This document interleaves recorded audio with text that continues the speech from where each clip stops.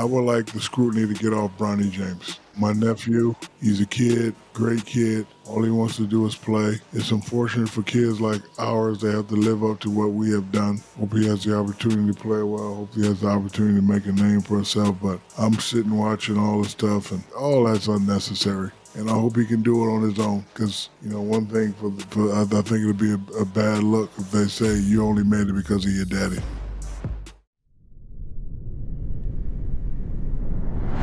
Yeah, I do it big, big, big. I'm coming to win. I do it big, big, big. Say it again. I do it big, big, big. I'm coming to win. I do it big, big, big. Say it again. I do it big.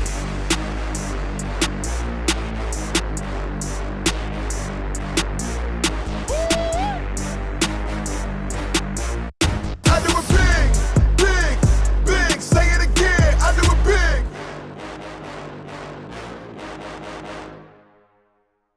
As you know from watching the big podcast, I like to partner with smart people who love to win. Since I'm new to parlays, I've teamed up with DraftKings to get in on the action. If you're new to DraftKings, you got to check this out. New customers who bet $5 get $150 in bonus bets instantly. Just download the DraftKings Sportsbook app now and use code BIGPOD only on DraftKings. The crown is yours. That's right. New customers can bet just $5 on anything and receive $150 in bonus bets instantly from tip-off to the final seconds.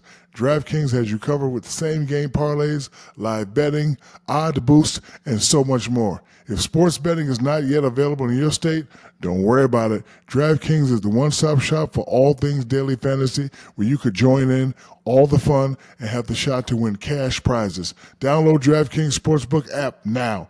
New customers use my promo code BIGPOD and bet just $5 on any wager and get $150 in bonus bets instantly. That's promo code BIGPOD only at DraftKings Sportsbook.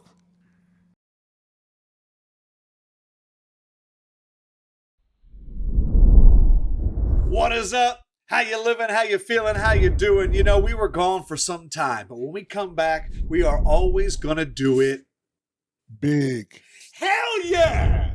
Hell yeah! We're going to do it so big, it's going to taste Shaq-alicious. Shaq-alicious. Yes, Shaq, it is. What don't you have an advertisement with that you secretly wished you had that we could speak it into existence right now? I don't have a car deal yet. Like your own car, or no? I drive Fords. Like the Ford Shaq. I drive Chevys. Okay. I got a couple of Hellcats. Yeah. I have a lot of Fords. Okay. 150s, 250s, 350s. See, and that's where I would go. That Tesla Cybertruck is all right. Ooh, I think that you should work with like a Ford. If the sizes go F-150, F-250, F-350. Then it should go F-Shaq 50, and it should be the biggest one. I agree with that. Can I tell you how I got my Cybertruck? If there's a good story behind it, yes, please. It's actually a great story. So, a company on Instagram, look them up, Effortless Motors, tagged that they sold LeBron a car. And then LeBron got upset. Yes. You liar or whatever. So I was thinking if LeBron could fit in his car and he don't want it, let me call him and just say, hey, Bron's 6'9", 6'10", let me see it. Because whenever I buy cars I know I can't fit in, I have to look at the back seat. If there's 6 to 8 inches in the back seat, I could always move the seat back. So when I called, the guy picked up the phone, he's standing in front of these trucks. I was like, what is that? He was like, oh, it's the Cyber Beast, a little bit bigger than the Cybertruck. And I was like, hey, how much? And he gave me the deal of a lifetime. So I said, you know what? If you could bring it to Vegas, I'll do it. And he brought it to Vegas. Here's the clips right here. Yes, sir. Yes, sir. It wasn't him, Bron. It was an intern. It was an intern. That's right. Thank God for that intern. Intern, I know you got fired, but I got the Cyber Beast. Man, you got your Cyber at least. No. I got that Cyber Beast on there. Let's go to Cyber Beast 2025. That's how you walk when you got that Cyber Beast. Nice. Shaq, I always knew you were looking for 6 to 8 inches in the back. Anyway. No, that would be... You know what? I wasn't even planning on talking about this. I think one of my favorite Shaq references in a song is Cash Money with the diamond in the back.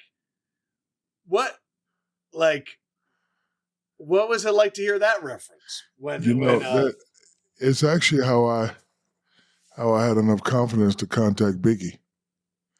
Because of course, as a fan, you was like, "Ooh, he's nice tonight." But then when he said, "I'm slamming brothers like Shaquille," it was real. I was like, because I in my mind, I was like, "Damn, Biggie knows who I am."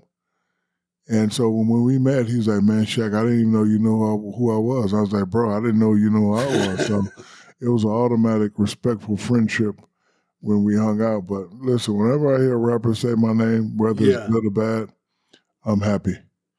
I remember G-Unit said, "Got a Gluck big enough to hold Shaq down." Remember that song? Yes. So I was like, "Ooh, I don't know what that means, but hey, it sounds hot, so I ain't gonna even trip." Who would you pick right now? And we're going to do this as the big break presented by the General. Who would you pick right now to get a break from the public scrutiny? Would it be Angel Reese of the Chicago Sky? Would it be Caitlin Clark of the Indiana Fever? Or would it be Bronny James, who when this podcast comes out, will likely have just gotten drafted?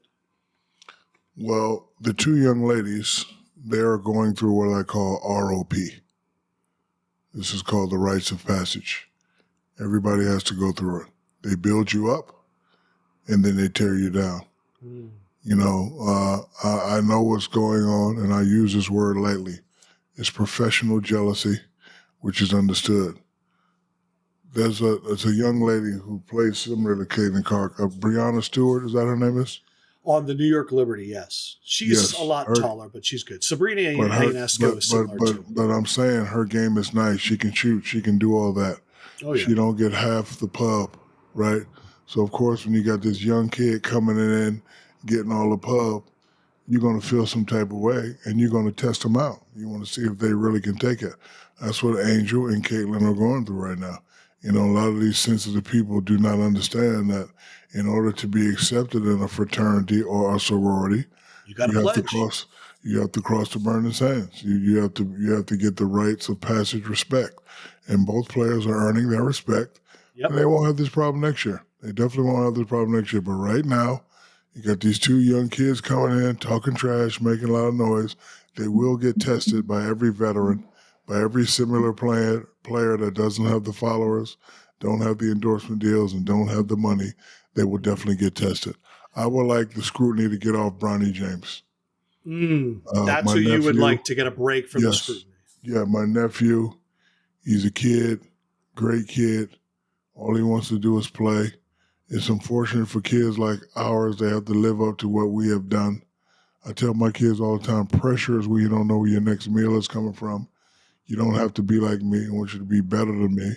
And I'm not talking about as a player, as a person. You know, look at me, learn from all my mistakes, and make sure you don't go through the same things I go through. Hope he has the opportunity to play well. Hope he has the opportunity to make a name for himself. But I'm sitting watching all this stuff, and, you know, like Bill Simmons saying, let's draft him and use him as like all that's unnecessary. Kids 18, 19 years old, hope he gets drafted, I hope he makes it, and I hope he can do it on his own. You know, because, you know, one thing I think it'll be a bad look if they say you only made it because of your daddy. I know as a kid they want to make it for themselves and make it on, and he will. And I'm just saying that. So to answer your question, I would like the scrutiny to get off him. Let him go out there and, you know, earn his way. This episode of the Big Podcast with Shaq is brought to you by The General. You know, Shaq loves The General. Before the league, before the rings, before I got my big break, I've been rocking with The General. The General has been offering quality coverage for 60 years. You already know The General was there for Shaq when I needed him. Low rates and flexible payment options to keep you covered. If you're ready for your big break, you know what to do. Visit thegeneral.com to get a quote today. Again, visit thegeneral.com to get a quote today. And it wouldn't be the Big Podcast without The General. What time is it? It's game time. Summer is here, which means endless MLB and WNBA games for the next few months. They make getting all the tickets fast and easy. Or maybe you're looking for great seats to see some great artists, Billy Joel, Bruce Springsteen, Little Baby, Public Enemy, LL Cool J, whoever. Gametime has amazing selection and a wide variety of summer concerts that you can score tickets for. What I like about the Gametime app is their killer last-minute deals, all-in pricing with no surprise fees at checkout. You get a seat view of the arena before you buy, and your purchase is covered by the most flexible customer service policy in the ticketing industry. So for all of you who love spontaneous plans, Gametime last-minute deals can save you up to 60% off the ticket price. They also have flash deals and zone deals where you can save even more money by letting Gametime choose the best seats in your selected section. Just download the Gametime app, create an account, and use code BIGPOD for $20 off your first purchase. Terms apply. Again, create an account on the Gametime app and redeem the code BIGPOD for $20 off your first purchase. Download Gametime today. Last-minute tickets, lowest prices guaranteed. Brother, it has been so long since we've talked, and so we have a lot to catch up on. We haven't talked in so long that JJ Redick was a guest on our podcast. He wouldn't let me say that he was going to be the coach of the Charlotte Hornets, probably because he knew he was going to be the head coach of the Los Angeles frickin' Lakers. We knew. You knew? Oh, yeah, I knew the whole time. And first, let me say this, because I wasn't aware until late. But it makes it look crazy that a guy with no experience can overshadow a guy like Sam Cassell, who's been in the league 15 years, this and that. So just let me say that. No disrespect to JJ, but I think Sam should also be able to get the same looks. But I'm happy for JJ. A lot of pressure. Winning games will not be good enough. Expectation when you take that job, when you take the Miami Heat job, when you take a job where there's a lot of talent, the expectation is to win championships. What kind of coach is he? Don't know. I saw something funny on Instagram that said he was a assistant coach for a Brooklyn fourth grade girls team. That's his only coaching experience. Yeah. He coaches his son, I think. For me as a player, if I didn't respect the coach, it was easy for me to turn my 100% down. Let me explain. I'm going to give you 100 anyway. But if it's a situation where I know we're not going to go, hundreds is hard to maintain. You know what I mean? That's why when I played for a guy like a Phil Jackson, I already knew his resume. So I knew, because I've sat there and watched him go to the finals 6 times with Michael and win 6 times. So if he says, stop doing this and do something else, I'm going to do it every time because he knows what he's talking about. That's why when I went to Miami, you play for a guy like Pat Riley. He says, do something, you do it, and it wins because I understand their resume. For a guy like me who got all the blame when things didn't go right, if you didn't have that championship experience and I can question you, it was always hard for me to believe in you. JJ had a few really funny moments, was asked if he wanted to dispel any misconceptions about him. He said, quote, I don't give a f-. So he was very much still JJ Redick. Just by the way, on Sam Cassell is so valued that the Boston Celtics gave him a huge raise so that no one could poach him. But he has been like the next possible head coach for a while. That's awesome. Shaq, I was curious. In that press conference, JJ said that he did not talk to LeBron about the job. Do you believe him? Yeah, I'm starting a website called yeahright.com. Everything goes through LeBron at the Lakers. They were doing a podcast together. Exactly. Everything goes through LeBron, and I know that for a fact because when you're in that position as leadership, you get to know everything. So I was in that seat for a long time. Nothing went without my permission. The only time something went down without my permission is when they cut my head and traded me.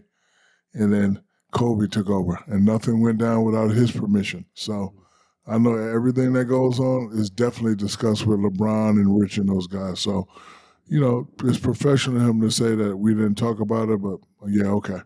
Yeah. Nobody believes that. But my question is, you have LeBron's respect. He's sticking up for you. What about the other guys? That's going to be the test. How much does it matter? Because Shaq, when we yeah, I don't think I could play for a guy who I just played against 4 or 5 years ago. I don't think I can do it. He's been out for a bit, but how long? Let me look up the exact year. But I mean, I feel like he's been podcasting for longer than a few years. JJ Redick. He retired in 2021. Yeah, see? 3 years ago. Like 3 years ago. Yeah, I don't know. So, AD, I don't know if I could, like, LeBron and AD, the younger cats may, but I don't know. So, but doesn't everybody on that team just look to LeBron, and if LeBron says this is the guy, then everyone kind of falls into line? Yeah, but in certain situations, you're still going to have to, coaches are supposed to manage the players, manage their emotions, and manage situations. Like, some guys, it's the coach, it's the coach, the coach. A guy like me, no, it's not the coach. I'm going to do what I do. I just need everybody else to do what they do. Like, for example, like how we've been friends for a long time. How I already knew I'm giving you 28-10. That's what I'm doing. I knew what Kobe's going to do. B. Shaw, what are you going to do? Robert Ory, what are you going to do? Derek Free, and that's what the coach is for. Coaches have to manage all these other guys. So if the guys respect him enough to listen to him, he should have a pretty good shot. Now, let's get to the reality of it. They still have an old team. Yep. They still only got 2 players. Yep. They got more work to do. I think they need to get really young, and they need to add some dogs in the locker room, and they need specialists. For example, the finals this year, Jrue Holiday was a specialist. Jrue, guard Kyrie, guard Luka. Shut up. Boom, boom, bam. That's okay. Yes, sir. Thank you. And he did that, and that's why they're the champions. Sam Hauser hit threes. Yes, that's it. So it's always a lot of hoopla around the Lakers, but once reality kick in, they're probably not going to make the playoffs again unless they do some major changes and make some major trades. So a former player who has a successful podcast becomes the coach of the Lakers. Shaq, that's your resume as well. Would you like to coach any team in the NBA? Yeah, if they're going to pay me $20 million a year, I would definitely do it. JJ is getting 8. Oh, 8 ain't enough. You got to give me That's 20. what I thought. But listen, first-time coach, I like JJ. Respect him as a player. Don't know what he can do as a coach. We shall see. Yeah. You have LeBron, you have AD. Question is, how are you going to manage the other guys? What offense are you going to run? Are you going to change some things around? If I was LeBron, being that I already have all the records, I would pass it to AD. I would demand AD. Because listen, LeBron can still do what he do, but I don't need to have the ball all the time. I don't need to score all the points. So AD, I need you to score all the points. Austin Reeves, you can be number 2. I could just be the old Magic Johnson-style point guard and keep everybody involved and just keep this thing going. Because, again, it's very exciting, the news and this and that. But once you look at the roster, they still have the same team they had last year that struggled and fought to the last minute to get into a play-in game. It's going to be the same thing this year. It is not going to be easy for them at all. And it's funny that you talked about like $8 million a year. There's a talk right now that your guy, Stephen A. Smith, was offered $18 million a year. And he said, no, not good enough. I want 25. Number one, I think it's wild that in our world, the host of a television show can get paid about 3 times the amount as the head coach of the Lakers. Because I do think the Lakers' job is a little bit harder than getting on TV 2 to 3 hours a day. But your boy Stephen A. is going to be making some money very soon, Shaquille O'Neal. Yeah, I remember when he signed for $10 million, and he was doing a great job, and I wish him well, and I hope he can make all the money he can make. But he needs to thank me. You? Yeah. Why is that? I made him who he is. When did that happen? When he first came on. Remember, like, you wasn't making no money talking about the Sixers. Once you started talking crazy about me, and me and you would go back and forth, and you got hot. So you're welcome, Stephen A. I love that. By the way, I did have some random thoughts about JJ Redick. I figured I'd share them here. I'd like to see JJ Redick bring back suits. I think he should go full Pat Riley. I think he should slick back the hair. I think he should be the only coach in the NBA wearing a suit. You're younger than all these guys. You're more stylish, all that. I think it's funny that longtime LA Clipper JJ Redick is coaching the Lakers, and longtime LA Laker Tyronn Lue is coaching the Clippers. I think that rivalry is really interesting. I think Lakers Bucks games are going to be really spicy because remember, JJ Redick called out Doc Rivers and said he's always excusing other people.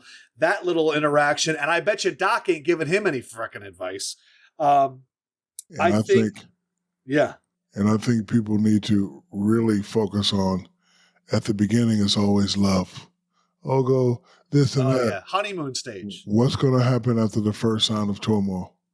If you want to be as great as a coach as you say you want to be, you're going to have to check some players. What's going to happen when you check them and you don't get the response? Or what's your response going to be when you get checked by a guy like that? That's the true test. So he's either going to be around a long time or he's going to have a short window. Other things that I thought about? I mean, because we never talked about, I'm having a brain fart. Oh, we never talked about Steve Nash as a coach. Right. Another young guy, former player. Yeah, we always like to bring up Steve Kerr, but we don't talk about Derek Fisher or Steve Nash. Well, yeah, I mean, listen, I knew that Derek Fisher was going to be a coach, but Derek didn't have all the talents around it that everybody else had. So, like Steve Nash was also in a similar position, didn't have a lot of experience, and I don't know what the rapport was with the guys in the locker room, but it didn't work out, which tells me that guys didn't want to listen to him. Yeah. Jayson Kidd working the second time, maybe didn't work the first time, had to get some experience.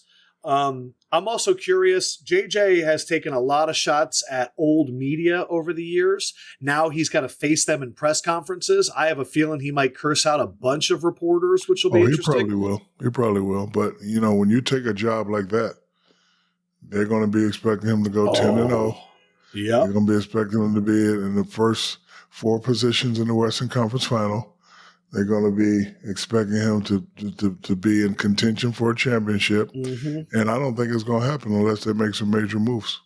Yeah, I don't think the team is there. But I also don't know who ESPN's going to have do their games anymore. I'm missing Jeff Van Gundy and our guy Mark Jackson all of a sudden. Yes, I am. Today's episode is brought to you by Morgan & Morgan. As the NBA's most dominant big men of all time, I'm living proof that size matters.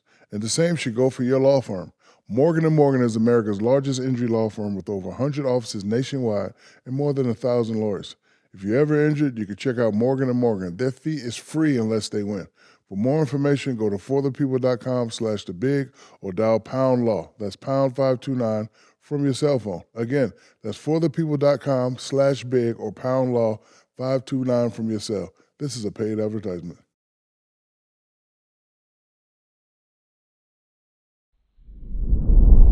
We talked about Stephen A. And with that, his guy who, I don't know if we talked recently, but I forgot you and Shannon Sharpe were beefing for a while. I don't have beef with earthlings. I just want people with these podcasts to understand that. Just make sure you have G14 classification. I understand you're trying to get your views and you're trying to do all that, but what you got to understand about like this podcast right here, I do not need this podcast to be famous, okay? I do it for fun. I do it because I enjoy talking to you, and hopefully the fans enjoy it, but I don't need this. I don't need views. If I say something, it's going to be from the heart. I may say something silly, but I'm not going to be saying stuff just to get views and just to get points, because guess what? That little money, it may can buy me a watch, but this little podcast money, this is just, trust me, this is just have fun, take my lady to Turks and Caicos weekend money. So, other people that really do their podcast, I can tell they really need that. So they say whatever, they do whatever. Just make sure and understand you have G14 classification. Yeah, So, let's see if Shannon Sharpe has G14 classification to say this. He said, I can't put Shaq in front of Kareem or Wilt. He listed you as the third best center of all time. He said, people say Shaq is the most dominant. No, it's Wilt, because Wilt averaged 50 and 25. He had another season where he averaged 44 and 27. If you look at the three highest scoring average, the man averaged 30 and 23 for a career. I got Kareem 1, Wilt 2, and Shaq 3. He talked more about blocking shots. Stephen A. Smith said he brought up Bill Russell, and he said Kareem is a given. Where my issue where Wilt compared to Shaq comes in is Wilt had a nemesis that got 9 more titles straight up against him. Nobody did that against Shaq. That's the difference. But your reaction to Shannon calling you the third best center. Great names. It's Wilt and Kareem. You can't be upset when you're with those names. And when you're doing the job that we have to do and you state facts, can't have a problem with that. Only problem I have with what Shannon said, yes, Wilt did average 50 and do all that, but he only got 2 championships. He didn't get double and quadruple team.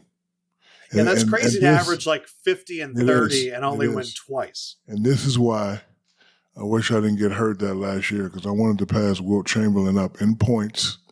Because like people always look at stats, but what is the ultimate stat that you're supposed to look at? Championships, right? So, and then Stephen A. brings up a great point, which makes all of us wrong. So you got Kareem, 1, you got Wilt, 2, you got me, 3. But then Stephen A. says, I know a guy that beat him 9 times. Right. So if a guy beat your number 2 9 times, how come he's not number 2? So to answer your question, I don't have a problem with being number 3.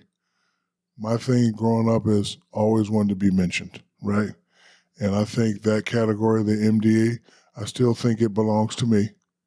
I still think I am the most dominant ever. Yes, I think I'm the most dominant ever. But people have their opinions. He stated facts behind his opinions. I have no problem with that. He was doing his job. That's fine.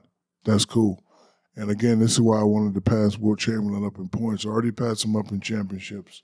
But Stephen A. said the right thing. Nobody would have beat me 9 times going to the finals. Like, that's not happening. But, you talk about the numbers. Wilt numbers are better than mine. I do have more championships, so I have no problem with being number 3. I'm just glad I'm mentioned. That's very respectable out of you. Because coming up as a high school, this is what my father wanted. My father told me, he said, hey, you have a beautiful basketball name. Because I used to hate my name coming up. Shaquille O'Neal? No, Shaquille. I didn't think about it. And then one day he said, bro, you got a beautiful basketball name. And it didn't hit me until I was playing in the game and I was on the roll. Shaquille O'Neal. And the guy had a beautiful voice. Like, say it, Adam. Go ahead. I just hit it. Hold on. All right. I just hit a baseline fadeaway. Go ahead. Shaquille O'Neal. I just caught an alley-oop dunk. Go ahead. Shaquille O'Neal. I just took the ball and went coast to coast and threw it down and just looked at the crowd and started going crazy.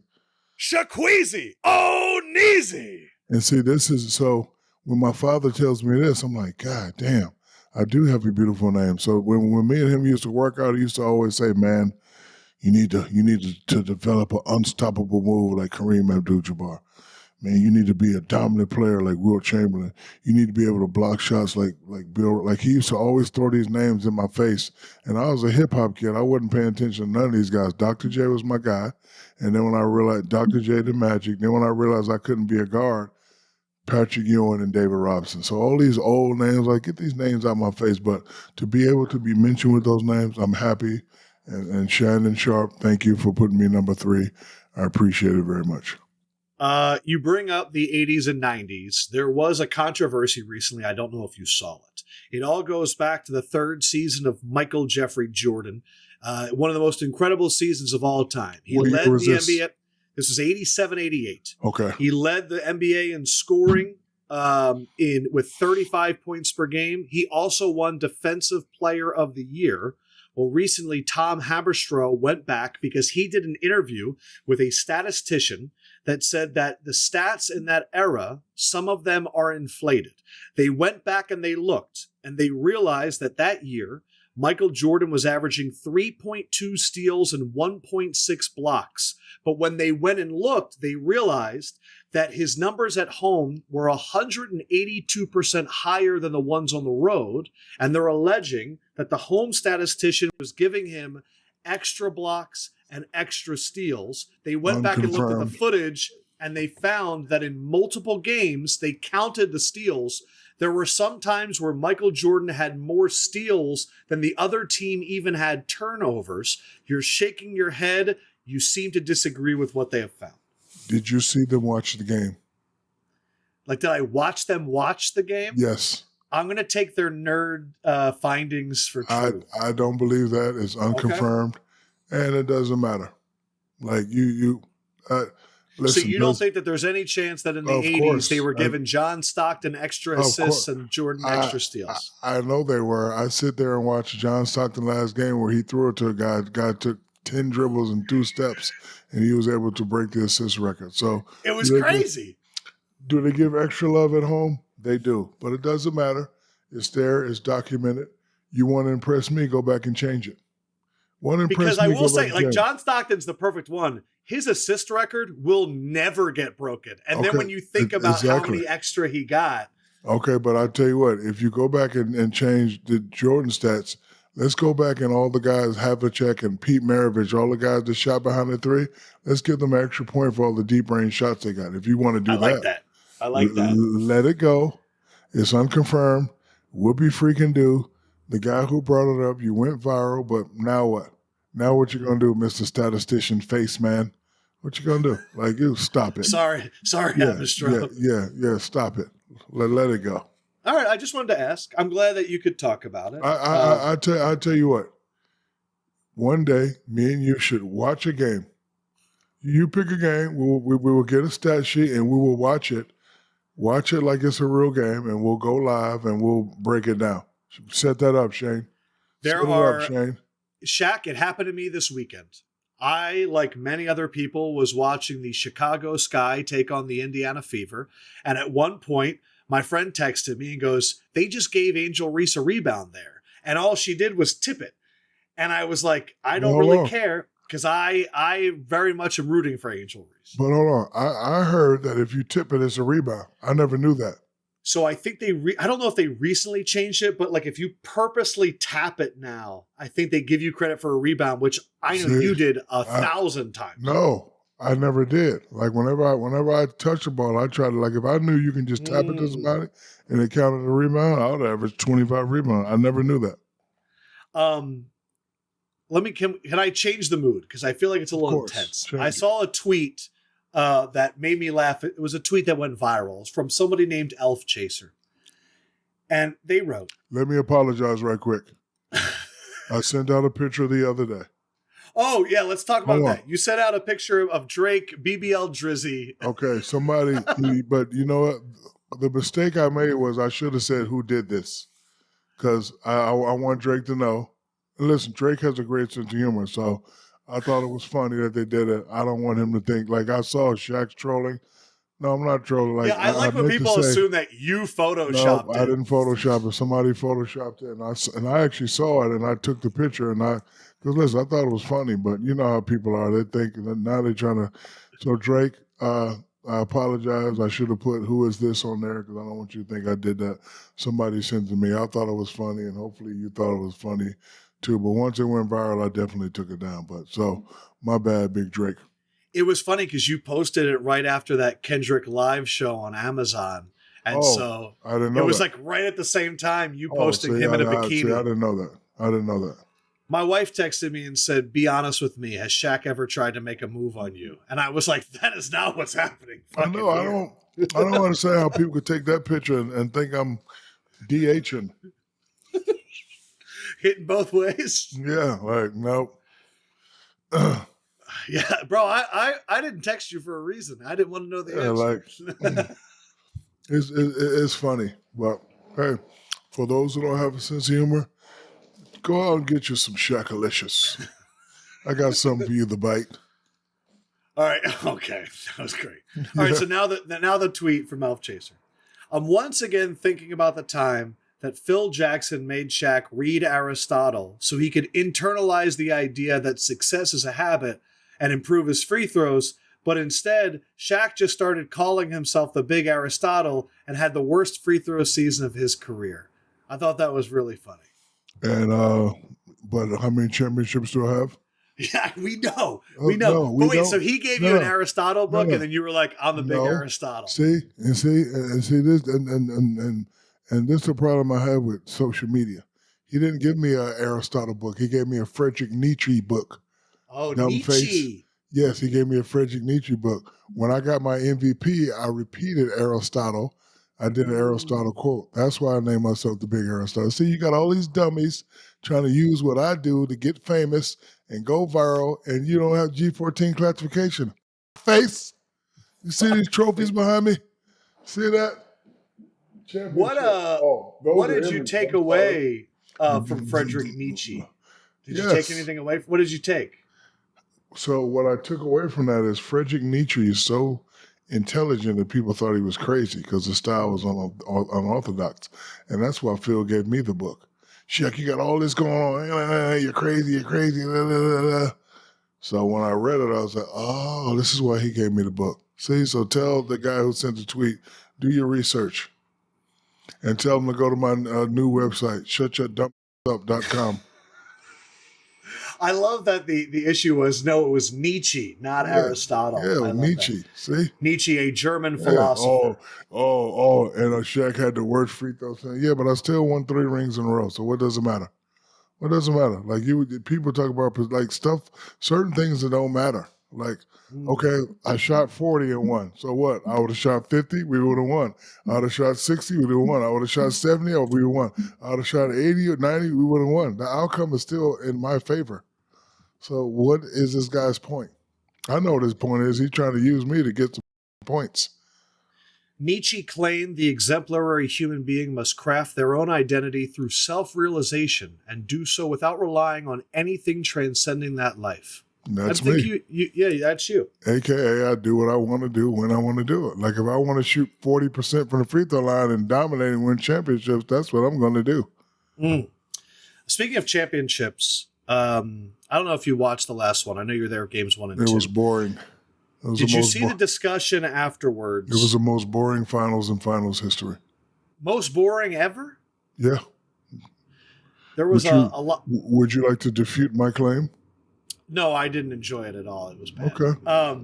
But I wanted to know, did you see the discussion about Jayson Tatum after they won, where they were saying he was just stealing other people's celebrations? Let me give you the 3 that they say. There was number 1 where he was being interviewed and he said, "We did it," which is taking off KG's anything is possible. He did the Kobe pose in the locker room, and then he was looking in the camera and saying, "What are they going to say now?" which is something that Steph Curry said. What did you think about the discussion that Jayson Tatum didn't have any original celebrations? He was just stealing from other people. I think at that moment, the kid came out. Because the reason why I stated that this finals was boring, because when I was a kid, it was always a story. Ooh, the Lakers and the Celtics. Oh my God, they body slammed Kurt Rambis in game 2. What, like, right? Oh, like, okay, Magic, Skyhook, he throws the ball. Kareem was wide open, but Magic shoot the hook. It still goes in. Larry Bird fading away, has nobody to pass to shoot. Like, Isaiah Bet, it was always a story. It was always some drama. And then, as a kid, when you see those championships, you remember those moments. Like, how many guys you see do this? Oh, How many guys you see Tiger, do that? Jordan, everybody. so Kobe. So for him doing that, I thought it was just him paying homage to all his favorite players. It made me realize that we have a new generation, that our generation is what they looked up to. It did make me feel a little old. He didn't have a great series, but it doesn't matter. He got the monkey off his back. He got one. That's my one complaint. Is after we got done talking to Ice Cube, it made me really realize how great of a dude Jaylen Brown is. And Jaylen Brown won Eastern Conference Finals MVP and Finals MVP. And when the game ended, we interviewed Tatum and the camera was on Tatum. And I was like, even at the Red Sox game, they introduced Jaylen Brown and Jayson Tatum together. And I'm like, I want more attention to go to just Jaylen Brown. I know he's being a great guy and he's trying to share the spotlight, but I think it's time that we give Jaylen Brown some roses. And I think sometimes we have to eliminate the 1-2 punch and just call it the equal punch from now on. Because in this series, the two, the jab outshined the knockout artist. The jab was killer. And sometimes that's I would all you argue need. it went, the most important guy in game 1 was Kristaps. I'd say game 2 was Drew Holiday. I'd say game 3 was Jaylen Brown. Luka won game 4, and then it was like a Tatum Brown game 5. I'm happy for him. Hopefully it does. Hopefully, and this is what I was trying to tell him, and he didn't understand. He's not understanding you, and I had to break it down. Don't get caught up with useless titles. You played great. You got the MVP. But I know what's going to happen next year. They're going to start saying Jaylen Brown's the man and you're the man, and it's going to make them play individual, and it's either going to put them apart or bring them close together. Once I realized that all the titles were useless and to do my job, and then if a guy can do something better, relinquish. Like I would say to myself, I'm going to go crazy first 3 quarters. The fourth quarter, the game close, probably not going to hit free throws. You shoot. And once we realized that and mastered that, we were definitely unstoppable. But the first 3 quarters, let me get 28, get all these bums in foul trouble and get us in penalty and all that. But in the fourth quarter, close game, all yours, I'll do the little stuff. So, once we learned that, it didn't really matter, like, you're the man, I'm the man. Bro, in an arena with 18,000 people, if I can get 9,000 people to say, Shaq, I'm happy, I don't need all 18. You can get your fan, like, in the words of the street, everybody can eat. Everybody. I'm happy for Jaylen. I'm happy for Tatum. I'm happy for Boston. But then I'm unhappy because I didn't know they were so close in championships. And now they're leading in championships, right? They got 18. And we got 17? But you got that in-season tournament, bro. That pisses me off. So now JJ Redick has work to do. Now I'm mad. I'm mad. I love it. You started talking about next year. For everybody out there, very big news for us. DraftKings is now a presenting sponsor of the big podcast. They came in, they said, we love Shaq, we love Lefko, we want to work together. We really want Lefko to introduce Shaq to betting. So I think you talked about next year for our segment, Who You Wit, presented by DraftKings. Shaq, I only have one thing. Don't say team names for me and don't say player names. Just say cities, please. What I want you to do is guess who DraftKings has as the top 5 most likely teams to win the championship next year. Who do you think they have as number 1? Again, just city names, please. Most likely to win next year's NBA championship, according to our buddies over at DraftKings. Boston. Boston is the number 1 favorite to win the championship next year. Let me just check. They are plus 290, which means, Shaq, that if you bet $100, you would win $290 if they won it next year. Who else is in the top 5? Shaq saying, means he's learning betting. Yes, Phoenix. They are 11th. Okay. They are not even in the top 10. Philadelphia. Philadelphia is 7th at plus 1,400. Milwaukee. They are number 5 at plus 950. About 100, you win 950. Okay, got it. Okay. Denver is number 2. Ding, ding, ding, ding, ding. Plus 800. Okay, so hold on, which means if I bet $100, I win $800. Nailed it. All right, so there's only 3 and 4 are left. 1 was Boston, 2 was Denver, 5 was Milwaukee. All right, so we still need 3 and 4. 3 and 4. Milwaukee.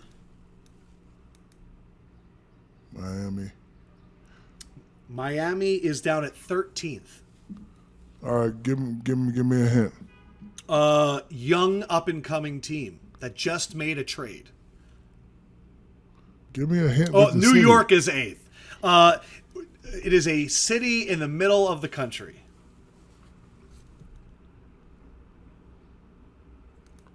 The word city is in the name. Golden State? Where is the word city in Golden State? Oh, they have jerseys that say city. New Orleans? Again, there is no word city. Bro, just The tell word- me. Oklahoma City. Oh, Oklahoma City. Okay, geez. Yeah, my They bad. are number 3. Yeah, my bad. Brainfart.com. Oklahoma City trading. And then number 4 is another young team that had an up-and-coming superstar play really well and got to the Western Conference Finals. They lost to Dallas. Minnesota is team number 4. Yeah, I'm tripping. Yeah, And that is Who You With, presented by DraftKings. So of those, who would you pick for next year? Which city? I'm going to go with Denver again. So Denver at plus 800 would be Shaq's pick. I like that.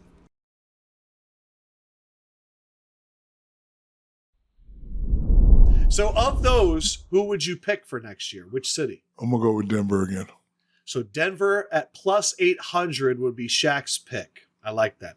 I just want to give a shout out. That game on Sunday was awesome. Chicago Sky came back down big in the third quarter, went at 88-87. Angel finishes with 25-16. Caitlin Clark finishes with 17-6-13, the 13 being a franchise record. On the season, Angel's averaging a double-double right now, which you just do not see. And Caitlin Clark is averaging 16, 5, and 6. We haven't seen that since like the Sabrina Ionescu's and them. Right now, Angels Chicago Sky is 1 win better, and they are the 8th seed in the playoffs. The Indiana Fever are not in the playoffs. And right now, this Rookie of the Year vote, it's kind of giving me LeBron Carmelo vibes, where Carmelo took Denver to the playoffs. LeBron didn't get to the playoffs, but LeBron still won Rookie of the Year. I'm curious, Shaq, what do you think of how I feel like you've been a big brother to Angel Reese. How proud are you of what she's doing so far? She's playing great. She's doing it her way. She's playing her game. She's non-apologetic, which I love. And listen, she has to learn, trials and tribulations of this thing. I'm not the big brother that says bam, bam, bam, bam, bam, bam, bam, bam. She knows if she needs anything, she can call me. I have to call her and tell her, stop reading comments. You don't owe explanation to anybody. Play your game, because she jumped on me. Why you didn't say nothing to Charles? I said, well, first of all, Charles takes up the segment. I didn't have the time to say anything. But I talked to him afterwards. But, and the ones that are real sensitive are the ones that are more dominant. I don't know what the criteria is for Rookie of the Year, but I love the marketing that's going on between her and Caitlin. It's similar to myself and Christian Laettner. We're forever going to be linked until one of us separates from the other. When he first came in, every time I played him, because I know he was a better player than me, he had all the tools. I was way more dominant, but he could shoot, he can dribble. He had better fundamentals. I just had to let him know, okay, you may be Mr. Basketball and 3 championships at Duke, but this is what I'm going to do to you every night. And I know she has the same attitude. And Caitlin's doing a great job just playing her game and not responding. But, all this stuff about just letting them in, that's never going to happen. All the veterans work too hard to just let 2 young kids come and take their shine and take their money. They're stars, man. That was the most watched W game in 23 years. Angel Reese is leading the W in offensive rebounds. She's almost like Dennis Rodman. Like no one can stop her on the boards, and that's just heart. And I'll always respect that. And you know what? I was trying to compare her game. She reminds me of Antoine Jamison.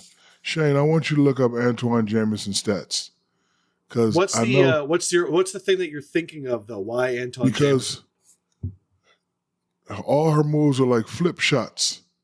You always hear a lot of people say, "Oh, she don't have a lot of stuff offensively," but Antoine Jamison, his whole career is floaters and this and flip shots now, and I know he has 20,000 points. Am I correct about that? So, like his complete amount of points? Yes, I know it's 20,000 because I remember I saw it one day and I was like, for real? So a lot of people, her game is not complete. She can't do much offense. But listen, 25-16. You don't need an offensive game. You're putting up the numbers. So he had 20,000 points. See? He had 8,000 rebounds.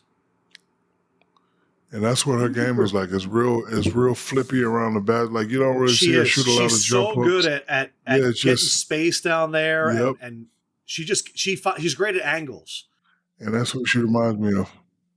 Dr. O'Neill fan advice. Again, if you have a question you'd like to ask Dr. O'Neill, you can leave it in the YouTube comments for the episode or send it via email at askdro'Neill@gmail.com. Of course, Dr. O'Neill's advice is for entertainment purposes only.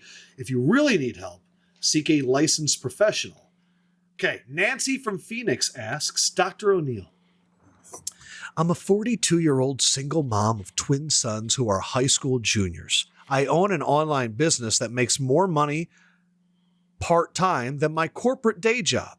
I know that I can earn a far better salary on my own if I quit my day job and go full-time with my own business. My problem is my day job has amazing medical and dental benefits that I couldn't get on my own. With 2 teen boys playing sports, I need great medical insurance. If you were me, what would you do, Dr. O'Neill? What I would do, I would keep the job for at least 4 more years. Now, in those 4 more years, the money that you make from the side, make sure you save 50% and up of that. Because now when the boys are in college, you may have to pay for college, you may not. Let's just say they don't get scholarship and you get 4 years of college. So now after your duty as a parent is done and you're there by yourself, now you can gamble a little more. Both boys will be 20, 22. You may be a grandma by then. You may have other things. But I say, okay, start the plan and your little side business. Boom it up a little more and a little more and a little more and a little more. And then by that 4th or 5th year, you'll be a master at whatever business you want to create on your own. You'll still have your benefits and you still will take care of your requirements of helping your boys get through college. Because as a parents, we protect, we provide, and we love. And that college tuition, it falls under provide. You know, a lot of people say, oh, my kids, they're going to get out when they're 18. Yes, that's true. But if they can't get an athletic or academic scholarship, we as the parents are, God willing, we are supposed to help them. So my advice for her, these next 5 years, the little money you make from your thing, take 50% of that and put it away. Just put it away. So now when you say, you know what, I'm going to stop my job, you got a nice little kitty cushion over there on the side, 100, 200, maybe 300,000 to just gamble with, and then you ramp your business up. And then, like I said, with the boys gone, it's just you by yourself. Then you can have a lot more fun, a lot more vacations. You can start dating again. You can go on Tinder, find you another successful man, and you can live your life. You're so close. They're high school juniors. You know what I mean? Like they're already That's why I said almost 5 there. years. You got 1 more year of high school, and then 4 years of college, but like I said, her kids may be smart, and they don't even need to, get her financial up, and then she can start that plan earlier. Also, I'm not saying to not try as hard at your other job, but start seeing if you can work at your side job at work. You know what I mean? Like turn the computer away from your boss's desk. Take a longer lunch break. You know what I mean? And the one thing that I've learned from Shaq is delegate. Maybe you could hire somebody for your side business to start growing it while you're working, because eventually when you go to it full time, it will have grown, and someone that you trust can help grow it while you're working your normal job. That part. You like that? I do. Okay. Shaq, he is an expert in side businesses. I am. Oh, it got close there. Yeah. It's been great talking to you. We have some exciting stuff coming up. We're going to be hanging out in Vegas in a few weeks with a very big guest. But just wanted to say I love you, Shaq, and I hope your summer's been great. You're all over touring and DJing, right? Thank you. And I just launched a soft launch, Shaq.com.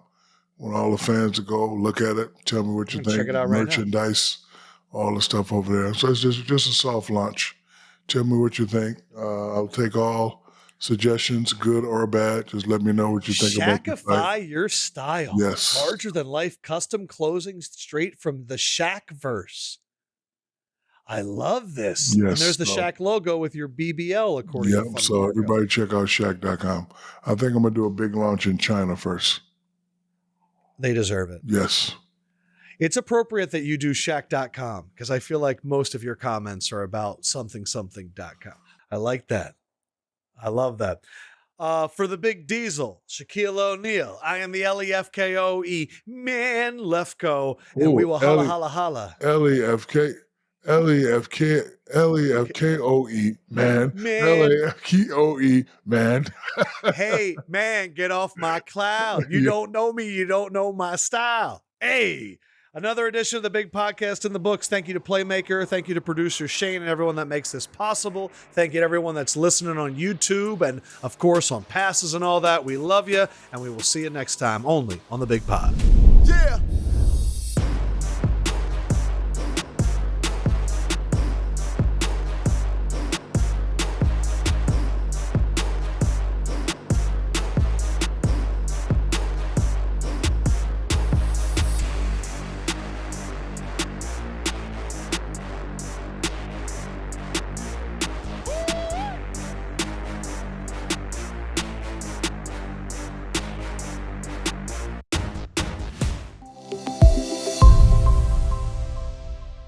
We're going to do it so big, it's going to taste Shaq-alicious.